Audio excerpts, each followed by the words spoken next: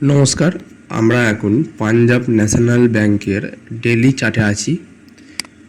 আমরা এখানে লক্ষ্য করছি যে পাঞ্জাব ন্যাশনাল ব্যাংক পরপর 2-3 বার একটা আপ লেভেলে একটা ট্রেন্ড লাইন বরাবর 2-3 বার রেজিস্ট্যান্স নেওয়ার পর, একই লেভেলে রেজিস্ট্যান্স নেওয়ার পর কিন্তু রেজিস্ট্যান্স যে লেভেলটা আছে ওটা ব্রেক করে গেছে, বেশ কিছুটা ব্রেক করে গেছে। স্টকটা এখন 136 টাকায় ট্রেড করছে বর্তমানে।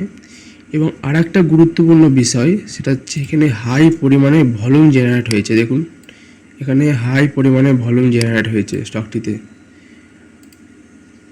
আমরা যদি স্টকটার একটুখানি মান্থলি চার্টে যাই, স্টকটির মান্থলি চার্টে গিয়ে দেখি, তাহলে দেখতে পাচ্ছি যে স্টকটি ক্রমাগত একটি রাউন্ড করতে করতে গেছে। এখানে একটা রাউন্ড বানিয়েছে, আবার এখানে একটা রাউন্ড বানিয়েছে, আবার এখানে একটা রাউন্ড বানিয়ে দাঁড়িয়ে আছে। স্টকটি ক্রমাগত একটি ট্রেন্ড লাইন ফলো করে রেজিস্ট্যান্স নিতে নিতে 2বার গেছে এবং বর্তমানে স্টকটি এইখানটায় এই পর্যায়ে দাঁড়িয়ে আছে। আমরা যদি স্টকটির টার্গেট মাপি, তাহলে এইখানে রেজিস্ট্যান্স লেভেলটা বরাবর একটি টার্গেট দেখতে পাচ্ছি।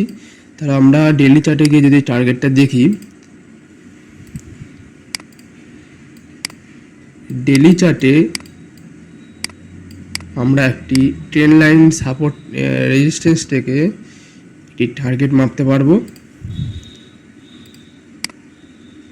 এখানে মিনিমাম 180 থেকে 85 পর্যন্ত একটি টার্গেট আমরা দেখতে পাচ্ছি। যদিও এটি আমার বলা মানেই কেনা বেচার কোনো উদ্দেশ্য নয়, এটি একটি এডুকেশনাল পারপাস। তবে সবার কাজ চার্ট অ্যানালিসিস করা সমান নয়। আপনারা আপনাদের নিজস্ব কেনা বেচার জন্য চার্ট অ্যানালিসিস করে দেখতে পারেন।